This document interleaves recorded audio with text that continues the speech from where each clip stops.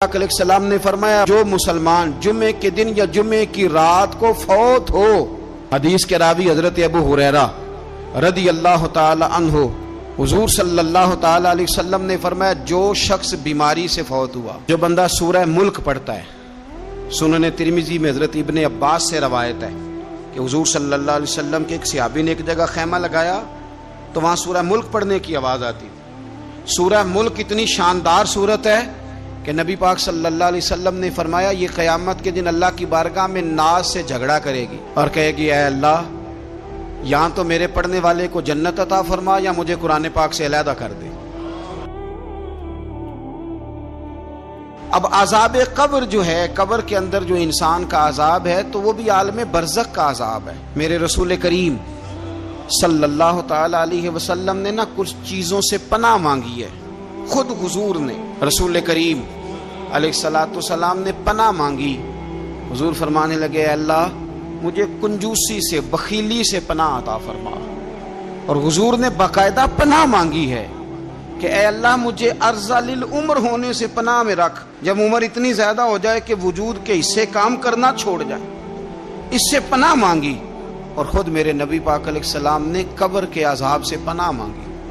یہ تعلیم امت کے لیے کہ تم بھی پناہ مانگو عذاب قبر سے۔ قبر کا عذاب برحق ہے، قبر کے لیے تیاری کر کے رکھنا، اپنی قبر کو یاد رکھنا، مر جانے کو یاد رکھنا۔ حضرت سعد بن معاذ رضی اللہ تعالیٰ عنہ کا جب جنازہ تھا تو صحابہ کرام فرماتے ہیں کہ حضور نے نماز جنازہ کی امامت فرمائی تو قبر کے تیار ہونے میں کچھ دیر تھی، تو رسول کریم صلی اللہ علیہ وسلم زمین پر بیٹھ گئے اور ایک لکڑی سے حضور زمین کریدنے لگے۔ ہم محو انتظار تھے کہ اللہ کے رسول صلی اللہ علیہ وسلم سر مبارک اٹھائیں، ہمیں کو نصیحت کریں۔ فرماتے حضور نے سر اقدس اٹھایا تو حضور کی آنکھوں میں آنسو تھے اور رو کے حضور فرمانے لگے، رو کے کہ اس قبر کے عذاب سے رب کی پناہ مانگو اور اس کے لیے تیاری کر لو، یہ بڑا سخت دن ہے۔ رو کے حضور نے فرمایا، رو کے۔ آج تو لوگ مذاق بناتے ہیں، کچھ فقیر صوفی درویش کہلانے والے بھی، وہ کہتے ہیں یہ جو مولوی بتا رہے ہیں نا قبر میں بچھو ہوں گے، سانپ ہوں گے، یہ تو مولوی اپنی قبر بتا رہا ہے، ہمارا اس سے کیا لینا دینا ہے۔ خدا سے ڈریں۔ وہ چیزیں جو احادیث مبارکہ میں آ گئیں، جس سے نبی پاک نے ہمیں ڈرایا، ہمیں سمجھایا، آپ اس تنبیہ کو، اس نصیحت کو آپ اس رنگ میں لیں گے کہ مذاق بنایا جائے گا دین کا، بجائے اس کے کہ اس سے ڈرا جائے۔ حضرت سیدنا برا بن عازب رضی اللہ تعالی عنہ ارشاد فرماتے ہیں کہ میں نے نبی پاک صلی اللہ تعالی علیہ وآلہ وسلم سے خود اس بات کو سنا ہے، خود رسول کریم صلی اللہ علیہ وسلم نے فرمایا۔ حضرت زید بن ثابت رضی اللہ تعالی عنہ بھی اس بات کے راوی ہیں، فرماتے ہم جا رہے تھے تو 5-6 قبریں تھیں، تو حضور نے فرمایا کن کی قبریں؟ ہم نے عرض کی یا رسول اللہ صلی اللہ علیہ وسلم یہ کافروں کی قبریں، یہ صحیح مسلم میں حدیث موجود ہے، کفار کی قبریں۔ تو اللہ کے رسول صلی اللہ علیہ وسلم فرمانے لگے، ذرا حدیث کے لفظوں پہ غور کرنا، حضور فرمانے لگے اگر مجھے ڈر نہ ہوتا کہ تم اپنے مردوں کو دفن کرنا چھوڑ دو گے، اگر مجھے اس بات کا ڈر نہ ہوتا کہ تم اپنے لوگوں کو، مرنے والوں کو قبروں میں دفن کرنا چھوڑ دو گے، اگر یہ مجھے ڈر نہ ہوتا تو میں سناتا کہ قبر کے اندر کس طرح عذاب ہوتا ہے، تمہیں دنیا میں رہ کے میں سناتا، پر ڈر ہے کہ کہیں تم اپنے مرنے والوں کو قبروں میں دفن کرنا چھوڑ ہی نہ دو، اس لیے میں تمہیں یہ بات نہیں بتاتا۔ اور میرے رسول کریم صلی اللہ تعالی علیہ وآلہ وسلم نے پھر ارشاد فرمایا، اپنے غلاموں کی طرف نظر فرمائی، یہ بات کہہ کے کہ اگر مجھے ڈر نہ ہوتا کہ تم دفن کرنا چھوڑ دو گے تو تمہیں میں سنا دیتا کہ قبر میں کیا عذاب ہوتا ہے۔ پھر حضور نے صحابہ سے فرمایا چلو بھائی دوزخ کے عذاب سے اللہ کی پناہ مانگو، تو سب کہنے لگے ہم دوزخ کے عذاب سے اللہ کی، صحابہ نے کہا ہم دوزخ کے عذاب سے اللہ کی پناہ مانگتے ہیں۔ پھر نبی پاک صلی اللہ تعالی علیہ وسلم نے ارشاد فرمایا تم سب کہو کہ ہم قبر کے عذاب سے اللہ کی پناہ مانگتے ہیں، تو صحابہ نے کہا ہم قبر کے عذاب سے اللہ کی پناہ مانگتے ہیں۔ پھر میرے رسول پاک علیہ الصلوۃ والسلام نے فرمایا تم کہو، سارے یہ کہو کہ ہم ظاہری اور باطنی فتنوں سے اللہ کی پناہ مانگتے ہیں۔ تو صحابہ نے کہا کہ ہم ظاہری اور باطنی فتنوں سے اللہ کی پناہ مانگتے ہیں. پھر میرے محبوب علیہ السلام نے فرمایا تم کہو کہ ہم دجال کے فتنے سے اللہ کی پناہ مانگتے ہیں. تو صحابہ کرام نے کہا کہ اے اللہ ہم دجال کے فتنے سے تیری پناہ مانگ، تیری پناہ میں آتے ہیں. نبی پاک علیہ السلام نے یہ الفاظ کہہ کے یہ بات بتلا کے ہمیں سمجھا دیا، ہمیں قائل فرمایا محبوب نے. یاد رکھنا، اس بات کو اچھی طرح سمجھ لینا کہ اگر مجھے ڈر نہ ہوتا کہ تم اپنے مردوں کو دفن کرنا چھوڑ دو گے تو تمہیں بتلا دیتا کہ قبر میں کتنا سخت عذاب ہوتا ہے. میرے عزیز، کچھ لوگ ایسے ہیں جن سے عذاب قبر ہوگا ہی نہیں. میرے رسول کریم صلی اللہ تعالی علیہ وسلم نے ارشاد فرمایا کہ جو اللہ کے رستے میں شہید ہو گیا، یہ سنن نسائی میں موجود ہے، اسے عذاب قبر نہیں ہوگا، بلکہ ایک حدیث میں تو فرمایا حساب کتاب ہی نہیں ہوگا، اللہ بغیر سوال جواب کے جنت عطا فرما دے. کچھ لوگوں کو نا لوگوں کی بخشش پہ بھی مسئلہ ہی بنتا ہے کہ کوئی بخشا نہ جائے. اور ایک صاحب کہہ رہے تھے جی یہ کیا معاملہ ہے کہ جمعے کو بندہ مر گیا یا فلانا ہو گیا تو اس سے حساب کتاب نہیں ہوگا، اتنے بڑے جرم لوگوں نے کی، اتنے پاپ، اور جمعے کو مر گیا تو بخشا جائے گا. تو میں نے کہا جرموں کا بھی اسے حساب اللہ لے لے گا، لیکن میاں حساب کتاب کی ڈیوٹی نہ اللہ کی ہے تو بہتر یہ ہے کہ اسی کے ہاتھ میں رہے، تو نہ اپنے ہاتھ میں لینے کی کوشش کر. سنن ترمذی کی حدیث. ہمیں پتہ نہیں کیا مصیبت ہے، ہمیں پتہ نہیں کیا مسئلہ ہے. ایک جنازے سے میں نکلا، آپ یقین کریں کبھی کبھی کلیجہ پھٹ جاتا ہے. میں ایک جنازے سے نکلا تو میرے ساتھ ایک بندہ جنازہ پڑھ کے نکلا تو کہنے لگا جی پیر صاحب دیکھیں آج کتنی دنیا آئی ہے، حالانکہ یہ بندہ اس طرح کا تھا، اس طرح کا تھا، اس طرح کا تھا. میں نے اسے کہا یار تجھے تو فکر ہی لگ گئی ہے کہیں جنت میں چلا ہی نہ جائے. تو اس طرح کرنا، جنت کے دروازے کے سامنے کھڑے ہو جانا ڈنڈا لے کے کہ میں نے نہیں جانے دینا. شرم آنی چاہیے ہمیں. اللہ فرماتے ہیں جنت اتنی چوڑی ہے جتنے زمین و آسمان، اس کی چوڑائی زمین اور آسمان کے برابر ہے. تو ہم تو اپنے علاوہ کسی کو جانے نہیں دینا چاہتے جنت میں. اور بس کریں، جنت خدا کا فضل ہے، اور اللہ فرماتے ہیں میرا فضل میں جسے چاہتا ہوں عطا کرتا ہوں. یہ سنن ترمذی کی حدیث، اور اس کے راوی حضرت عبداللہ ابن عمر رضی اللہ تعالیٰ عنہ. نبی پاک علیہ السلام نے فرمایا جو مسلمان جمعے کے دن یا جمعے کی رات کو فوت ہو اس کو اللہ تعالیٰ قبر کی آزمائش سے محفوظ رکھتا ہے. جو جمعے کی رات فوت ہو جائے یا جمعے والے، یعنی جمعے رات اور جمعے کی درمیانی رات چلا جائے یا جمعے والے، تو اللہ اسے عذاب قبر سے.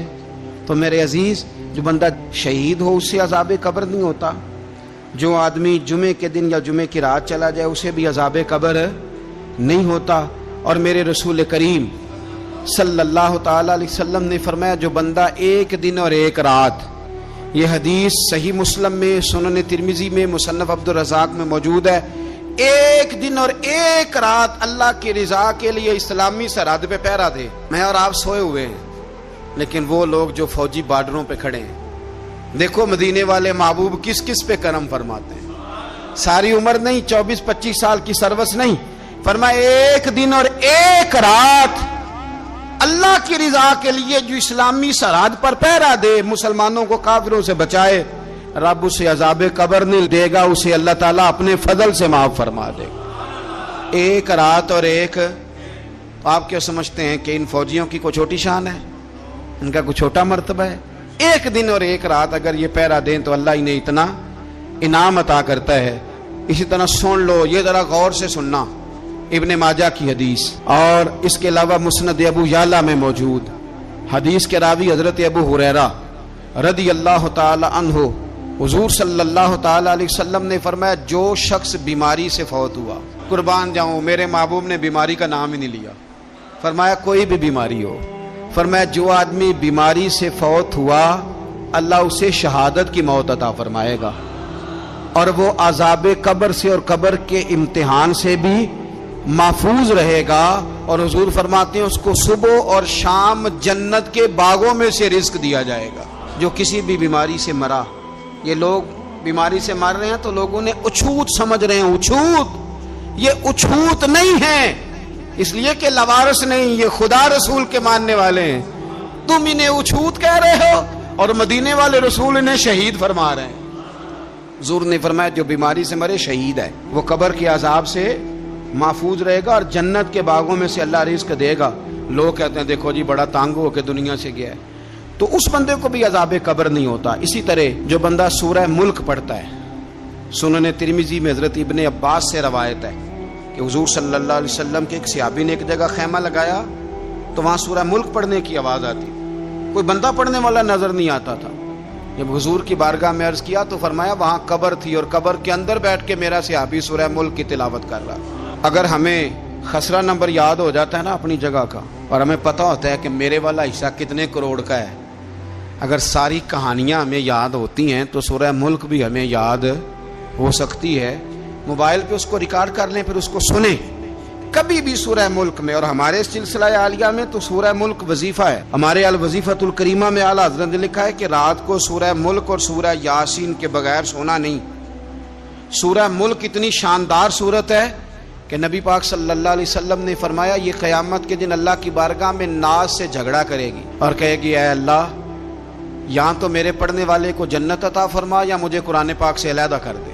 میرے رسول کریم علیہ السلام نے مومن کی قبر کا حال بھی بتایا۔ سنن ترمذی میں، صحیح ابن حبان میں حضرت ابو ہریرہ رضی اللہ تعالیٰ عنہ بیان کرتے ہیں کہ حضور صلی اللہ علیہ وسلم نے فرمایا جب میت کو قبر میں رکھا جاتا ہے تو اس کے پاس سیاہ رنگ والے اور نیلی آنکھوں والے دو فرشتے آتے ہیں اور اس کو اٹھا کے بٹھاتے ہیں۔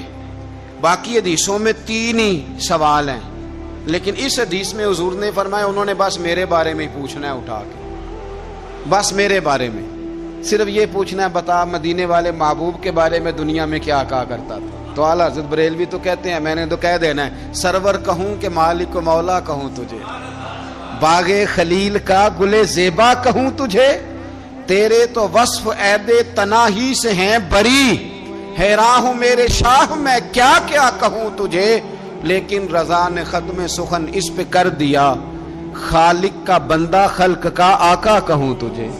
اور پیر میر علی شاہ صاحب کہتے ہیں میں نے وہاں یہ کہنا ہے کہ مکھ چند بدر شاہ شانی ہے تے متھ چمک دی لاٹ نورانی ہے، کالی زلف تے اکھ مستانی ہے، مخمور اکھی ہیں مد بھریاں، سبحان اللہ ما اجمل کا ما اکمل کا ما احسن کا، تے کتھے میرے علی کتھے تیری ثنا، مشتاق اکھیں کتھے جاڑی۔ تو نبی پاک علیہ السلام فرماتے ہیں میرے بارے میں پوچھیں گے، میرے بارے میں۔ ویسے بھی ایک سوال لازمی ہوتا ہے نا، یہ والا سوال لازمی ہے، من ربو کا پوچھ کے نا تو جنت جہنم کا فیصلہ نہیں، ماں دینوں کا پوچھ کے جنت جہنم کا فیصلہ۔ ہاں بات اگر ختم ہونی ہے تو مدینے والے کے سوال پہ ختم ہونی، اس لیے کھل کے نعتیں پڑھا کرو، راج کے درود پڑھا کرو، یہ بات یاد رکھیں۔ یہ فیصلہ حضور کی ذات پہ ختم ہونا ہے۔ وہ شکایتیں کرتے ہیں نا لوگ آ کے، تو ایک بچی کو ہمارے ہاں داخل کرانے کے لیے ایک صاحب لے کے آئے تو کہنے لگے بڑا عرصہ اسے فلانے مدرسے میں داخل کرایا، سوائے نعتوں کے کچھ بھی نہیں سیکھا اس نے۔ تو میں انہوں آکھیا چاچا جی جڑی اصل کام سی وہ تو سیکھ گئی نا تہاڈی بچی، قرآن و سنت بھی حضور کی نعت ہی ہے، لیکن آپ کو پتہ ہے کہ بات ختم مدینے والے کی نعت پہ ہی ہوتی ہے، حضور کا پیار اصل ہے۔ تو حضور فرماتے ہیں میرے بارے میں پوچھا جائے گا، وہ کہے گا کہ ان کے بارے میں کیا پوچھتے ہو، اشہد ان لا الہ الا اللہ واشہد ان محمدن عبدہ ورسولہ۔ تو فرماتے ہیں پھر اسے نا ایک طرف کھڑکی کھولی جائے گی تو جہنم کا دروازہ دکھایا جائے گا اور اسے کہا جائے گا اگر تو سوالوں کے صحیح جواب نہ دیتا تو دوزخ میں جاتا، لیکن اب تو نے صحیح جواب دیے ہیں۔ تو حضور فرماتے ہیں اس کی قبر 70 گز چوڑی اور 70 گز لمبی کر دی جائے گی۔ مسجد میں اے سی والے حال میں جگہ مل جائے تو بندہ بڑا سکھی رہتا ہے، اور صبح جائے بینک اور پہلی لائن میں موقع مل جائے تو بندہ بڑا سکھی رہتا ہے کہ میرا جاتے ہی کام ہو گیا۔ او خدا کے بندے، قبر بندے کی قبر، مکان اچھی سوسائٹی میں اچھا خستہ اور سستا مل جائے تو بندہ کہتا ہے کہ سودا بڑا واردہ لب گیا، بھائی بڑا کمال ہو گیا، مزہ نہیں آ گیا۔ قبر 70 گز لمبی اور 70 گز چوڑی، اور یہ ترمذی شریف پڑھ رہا ہوں، بڑی مزیدار حدیث۔ نبی پاک صلی اللہ علیہ وسلم فرمانے لگے پھر اس کی قبر کو نور سے بھر دیا جائے گا۔